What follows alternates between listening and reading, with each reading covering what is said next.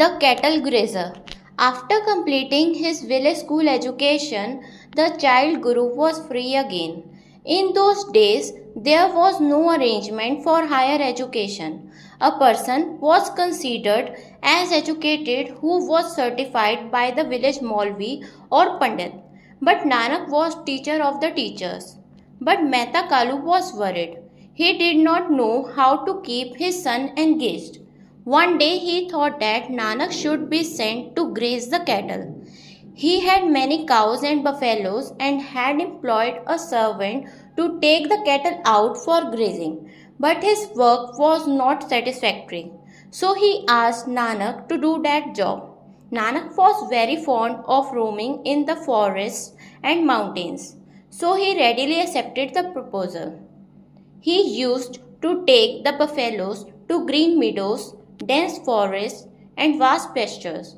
But while grazing the cattle, he would fix his mind on one God.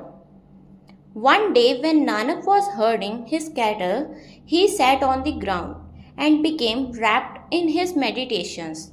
He became totally unaware of his surroundings.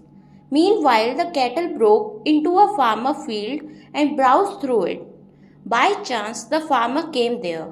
When he saw the buffaloes destroying his field, he was beside himself with rage.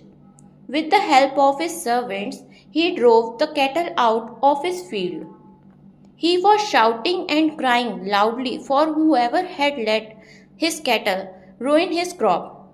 The farmer straight went to Rai Bular and in inconsolable tone said, "I am ruined. Mehta Kalu's buffaloes have destroyed my crop. I am robbed. Procure me justice. I request you that for the loss suffered by me, adequate compensation must be paid to me." Hearing this woeful story, Rai Bular at once sent for Mehta Kalu and Nanak.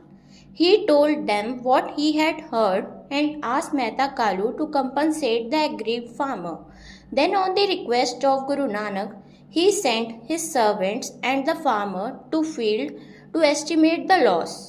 When they reached the field, they found that the crop was intact and no damage had been done to it. The servants and the farmer went back and reported the matter to Rai Bular. They said not a blade had been injured and the farmer had cooked up a false story in order to harm